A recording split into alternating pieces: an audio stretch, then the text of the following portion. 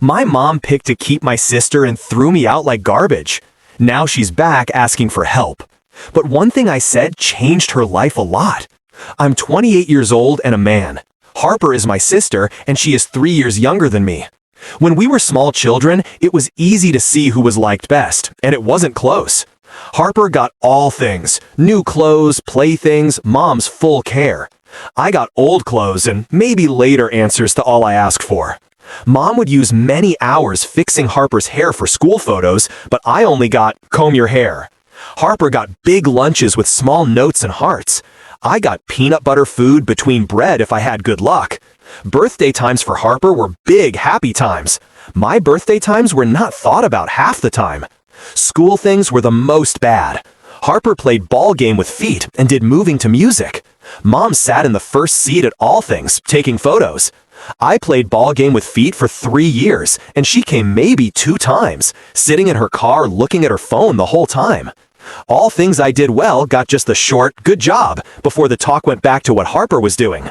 My dad, Robert, tried to make things fair when he was there, but he worked building things and was getting more sick. Blood pushing too hard, worry, the normal things that make working men die soon. When he was at home, he would really look at me and help me with schoolwork. But Mom hardly saw me unless I did something bad. The reasons were always the same. Harper needs more help because she is younger, or Jackson can do things alone. Yes, I did things alone because you made me. Me at 6 years old making morning food was not good life skills. It was not caring for me. But here is where all things got very bad. When I became 12 years old, Dad had a very bad sick heart at work, just died on a building place. One day he was telling not funny jokes at dinner time. The next day he was gone, always. That was the end of any good times in our home. Mom broke down fully. She could not take care of 2 kids alone, most of all when one of them looked just like the man she lost. Each time she saw me, she saw Dad. Harper looked like Mom's family, so she was okay. Me, I was just something that made her think of what she lost every day. That is when Mom thought of her good plan. She would take Harper and go live in Canada, where her sister lived, and I would go stay with Dad's sister, Patricia. How she said it made it seem for a short time, just until I get better, and Patricia likes having you here anyway. But even when I was 12, I knew this would be forever. She was keeping the kid she liked and throwing away the one she did not like. Aunt Patricia knew what was happening right away. She told Mom what she thought about leaving your own son. But Mom already decided. Harper was crying because she would miss me. But Mom was already not thinking about me, most likely making plans for her new life with just her loved daughter. The day they went away was very hard.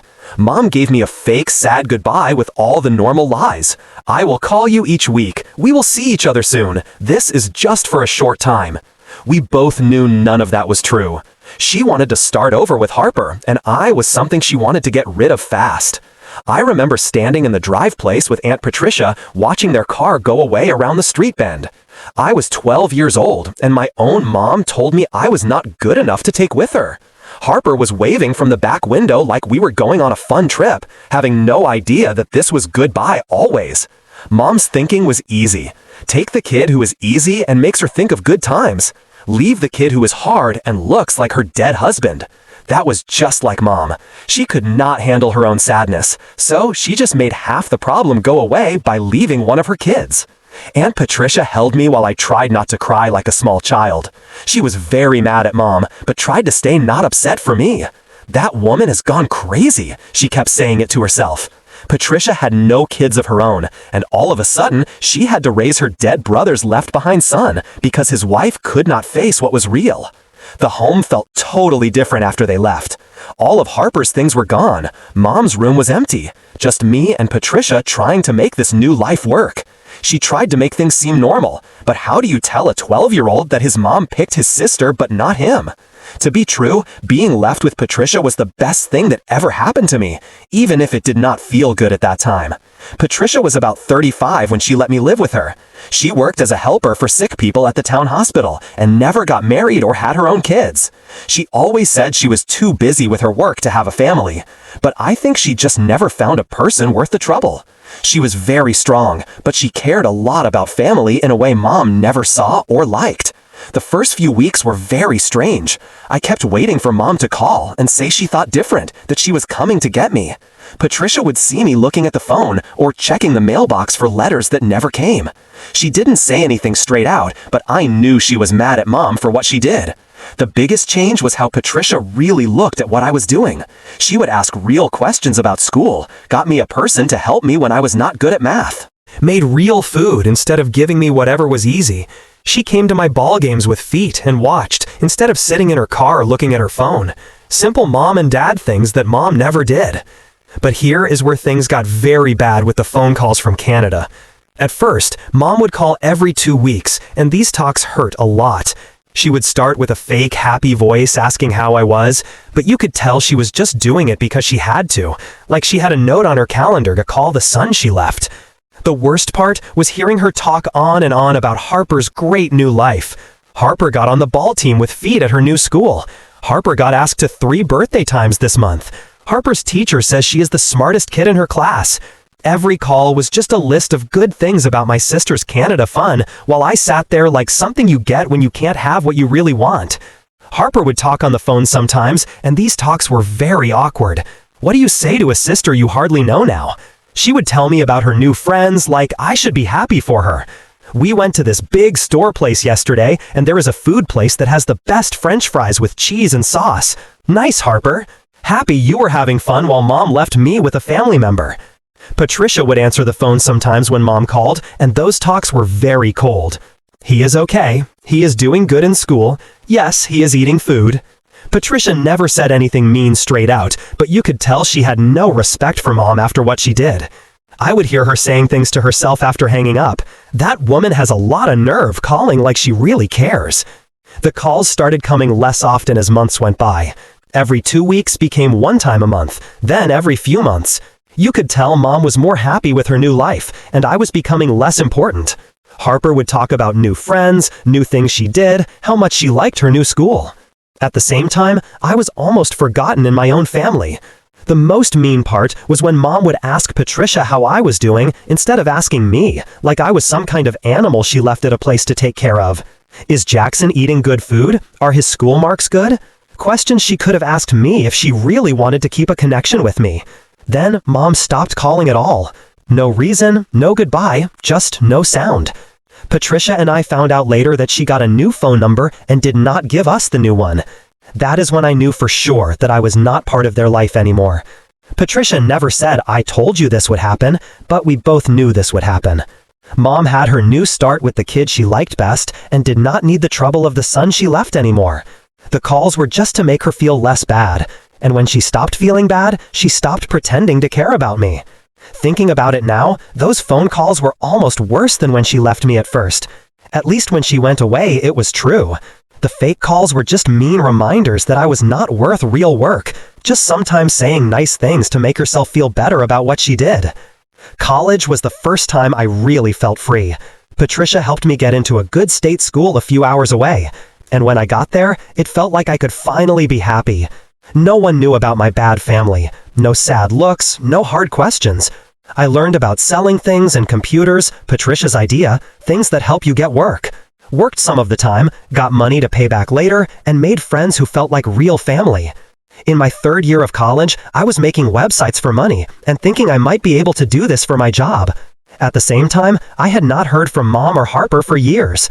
Maybe one sad Christmas card, but that was all. After finishing school, I moved back to live near Patricia, stayed in her extra room while looking for work. She never made me feel like I was a problem, just kept telling me I would find a way. Finally, I got a job at a computer company helping sell things and started doing better from there. About that time, I met Sarah at a big meeting. Completely different from the crazy family I came from. Smart, down to earth, from a family that actually liked each other. I told her all of what happened. At first, she was surprised, but she understood. And for the first time, I felt like someone really saw me. We got married 2 years later. That should have been the end of the story. Jackson had a bad childhood, but makes a good life with people who care about him, lives happy forever. But that is when this whole bad dream started again, because Mom decided she wanted to talk to me again. I was at home on a Saturday morning drinking coffee with Sarah when my phone made a sound. Number I did not know. I almost did not answer, because who calls on the phone now, right? But something made me answer. Bad idea. It was Mom. After years of no talking at all, this woman just calls like we talk every week. "Jackson, it is Mom. Oh dear, it is so good to hear your voice. How are you?" The fake happy sound in her voice made me sick. Sarah saw my face while I was on the phone and knew right away something was wrong. She sat there watching me get more and more tight as Mom talked around what she really wanted. 20 minutes of easy questions about my work, my marriage, how things were. All the things she should have cared about years ago, but did not care about when I was having a hard time. She was clearly trying to find out if I was doing well by talking to Patricia, most likely calling Patricia, pretending to care about family news, but really checking if I had money now. Finally, Mom said what she really wanted. It turned out she had moved back here a few months ago, leaving her Canada life behind for reasons she did not really explain. Most likely she could not pay for it anymore. Harper was in college now and was having trouble paying for it. Mom was working at a store trying to get enough money and wanted me to give her money. The thing is, Jackson, Harper really needs help with her school costs. She is your sister. The amount of money she said was crazy. $15,000 each year for school? Harper had 2 years left. $30,000 altogether? This woman who has not talked to me in years wanted me to give $30,000 to a sister I hardly know for school costs that are not my job to pay. She started trying to make me feel very bad right away. Harper was family. I was doing so well. Dad would have wanted me to help my sister. All the normal ways to make someone feel bad from a person who left me as soon as things got hard. "Your father would have wanted you to help your sister," she said, using my dead dad to make me feel bad. Really using the biggest things to make me feel bad. I told her directly that Harper was almost a stranger to me after years of no talking. Mom tried to say Harper asked about me all the time and would want to see her big brother again. Not true. If Harper cared about seeing me again, she could have called me herself at any time in the last 10 years. "Mom, I have not talked to Harper in years. She is almost a stranger to me." "Oh dear, that is not true. She asks about you all the time." When I said that Harper was not there when I was having a hard time in college, working many jobs just to pay for a place to live, making my business from nothing, Mom got defensive, started making reasons about living in Canada and things being hard, like living far away stopped them from using a phone for 15 years. That is when her voice changed from fake nice to full trying to control me mode. She tried her best to raise 2 kids after Dad died. Maybe she did some things wrong, but Harper should not have problems because of that. The normal selfish person move, making herself the one who had problems while asking me to fix problems she made. The most mean part was when she tried to say she made me successful. "You turned out okay. Look how well you are doing. Maybe things happened for the best." This woman actually tried to make leaving me sound like it was a good plan to help me grow up. I stopped that right away. I turned out okay because Patricia raised me, not because of anything Mom did. Sarah was watching this whole talk happen and getting mad for me. She knew all about Mom leaving me and could see exactly what was happening. Having her help made it easier to stay calm, while Mom tried every way to make me feel bad that she could think of. Mom talked about being true to family, what Dad would have wanted, how Harper did nothing wrong, and more. All the ways to control someone you would expect from a person who only cares about you when they need something. She even had the nerve to say it was my fault that I did not keep a relationship with Harper. Like I was the one who moved to another country and stopped calling. When I told her I was not giving her $30,000 for someone I do not even know, she got very angry. She started yelling about how Harper was my sister and family helps family.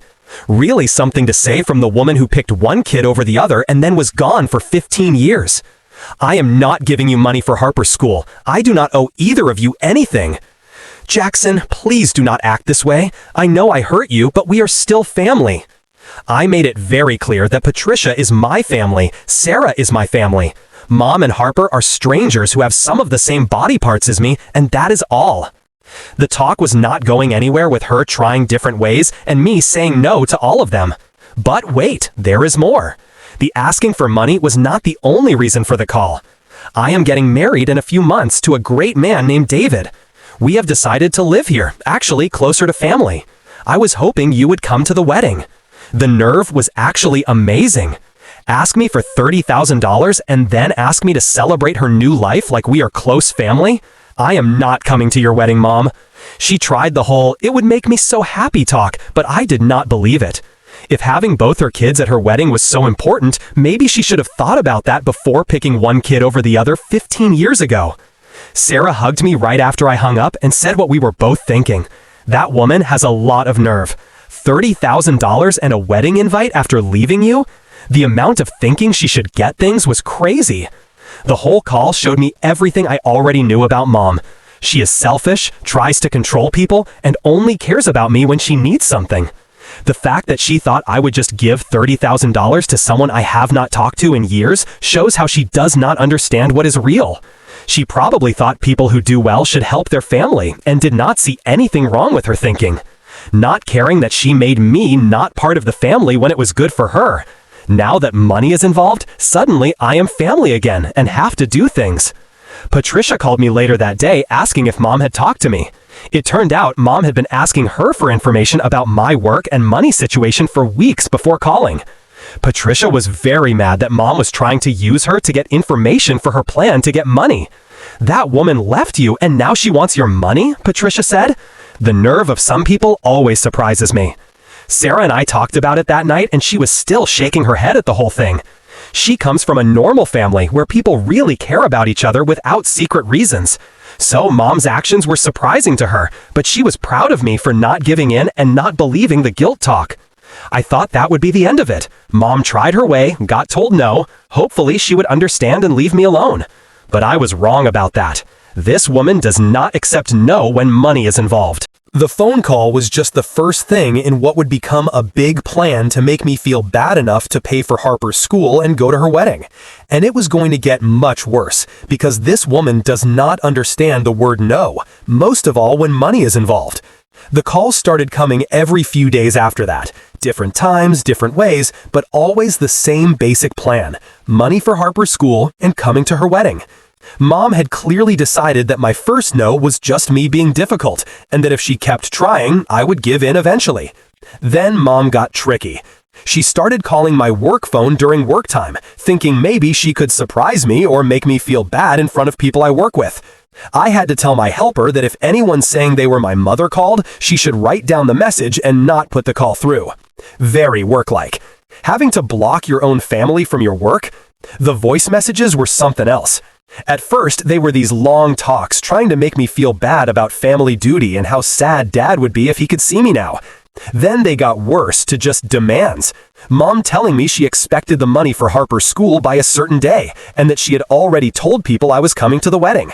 The thinking she should get things was crazy. This woman had made herself believe that I owed her these things, and was getting truly angry that I was not doing what she wanted, like I was some kind of worker who does not listen, instead of a grown man who did not want anything to do with her. Patricia got pulled into it more. Mom started calling her, trying to get her to make me help. Patricia stopped that right away and told Mom exactly what she thought about the whole thing. According to Patricia, Mom tried to say that she had given up so much for her kids and should be treated better by me. That woman has no idea what is real. Patricia told me after one of these calls, she actually tried to say that leaving you with me was some kind of present to you, like she was helping you by leaving her own child. The ways to control people kept changing too. Mom would call crying about how Harper was having trouble and might have to stop going to school without help. Then she would change to being mad about how I was only thinking of myself. Then back to trying to make me feel bad about family duty and what Dad would want. Sarah was getting tired of the whole thing and said we should just get a new phone number. But I would not do it. This was my phone number, my life, and I was not going to let Mom make me change anything. Also, I wanted her to waste her time and energy on calls that led to nothing. But here is where it got really sad. Mom started trying to get other family members to help pressure me. Family members I hardly knew started calling to help fix things between us. Cousins I had not talked to in years suddenly calling to tell me I should give Mom a chance. These people did not know the whole story. Clearly, Mom had told them some story where she was the sad wife who tried her best, and I was the son who would not forgive. They would call with a worried voice, asking if maybe I could find it in my heart to forgive past bad things and help my sister. I had to tell each of them exactly what Mom had done, how she left me after Dad died, took Harper to Canada, basically made me not part of their lives for 15 years. Most of them were surprised because Mom had clearly left out those parts when asking them to help make me feel bad. My cousin Danny was one of the few who already knew the real story. He called not to pressure me, but to warn me that Mom was telling people I was being mean to Harper, trying to make it sound like I was punishing a good girl for Mom's bad things instead of just saying no to paying for a stranger's school. She is telling people Harper does not understand why her brother will not help her. Danny told me she was making it sound like Harper has been trying to see you again for years, and you have been not answering her. More lies from Mom to make herself look good. Harper had not tried to talk to me because she did not care about having a relationship with me. This was only about money, and Mom was trying to change the past to make her demands seem okay. The most mean part was when Mom started calling Sarah directly. She somehow got Sarah's work phone number and called her work, trying to make her talk me into doing what she wanted. Sarah was very mad about Mom bringing her work into this problem. "Your mother called me at work," Sarah told me that night, started talking about family duty and how wives should help their husbands and doing the right thing. I hung up on her, but she is completely wrong to bring my job into this. That is when I knew Mom had gone too far by going after my wife's job because she was not getting what she wanted from me. That is not how family acts. That is how someone who follows people acts. Sarah did not agree to this crazy when she married me and did not deserve to have her work life messed up by my bad mom. I called Mom that night and told her if she ever talked to Sarah again, I would get a paper from court to keep her away. That seemed to make her stop going after Sarah directly, but the pressure plan continued in other ways. When the calls stopped working, Mom changed to cards and letters she wrote. They were full of trying to make me feel bad about how she had done wrong things and wanted to make things better. Harper needed her big brother. The wedding would not be good without both her kids, the normal things. Each one was a perfect example of how to control people, full of not clear sorry words and no real taking blame. She made leaving me sound like a small mistake in raising kids. Sarah would find these letters in our mailbox and just throw them away without showing them to me. She could see how worried the whole thing was making me and tried to protect me from as much as she could. Having a partner who really cared about how I was doing was so different from Mom's selfish demands. The time pressure kept getting stronger too. Mom's wedding was getting close and Harper's school payment times were coming soon. The calls came more often and more desperate. Mom started saying bad things would happen if I did not do what she wanted. She would tell people at the wedding that I was too busy with work to come. She would have to tell Harper why her brother did not care enough to help with school. She would never be able to forgive herself if Harper had to stop school because I only thought of myself. All of this was supposed to make me feel bad enough to give in and give her what she wanted. But the more pressure she used, the more sure I became that I was making the right choice. This woman had shown who she really is, and it was very bad. Patricia kept me thinking clearly through all of this. She would remind me that I did not owe Mom anything, and that her demands were completely not reasonable. Patricia had been able to raise me without any help from Mom, and now Mom wanted to say she made me successful while asking me to pay for her other kids' future. "You worked hard for everything you have," Patricia would tell me. "That woman did nothing to help you succeed, and now she wants to get money from it. Do not let her make you feel bad enough to give her something for leaving you." The whole plan was not working for Mom because instead of making me give up, it was just reminding me why I stopped talking to her in the first place. She was selfish, tried to control people, and only cared about me when she needed something. The pressure waves just proved that she had not changed at all. But Mom had one more thing to try that would make this whole situation even more crazy. And when that did not work either, she would show me just how much she thought she should get things and how not in touch with reality she was. After weeks of phone calls that did not work, trying to make me feel bad, and pressure plans, she decided to do something very extreme. If she could not make me do what she wanted, she would try to make me do it by making me feel bad in front of other people. Mom came to my house without telling me on a Saturday morning. Sarah and I were eating morning food when a door made a sound. I looked through the small hole in the door, and there she was, standing on my front door place like she had the right to be there. First time I had seen her face in more than 15 years. Sarah saw the look on my face and knew right away who it was. "Do not open the door," she said. "She has no right to come here without being asked." But I was curious about what Mom thought she was going to do by surprising me at home. So I opened the door but did not ask her to come in. Just stood there in the doorway looking at this woman who had left me and was now trying to make me feel bad enough to pay for her life.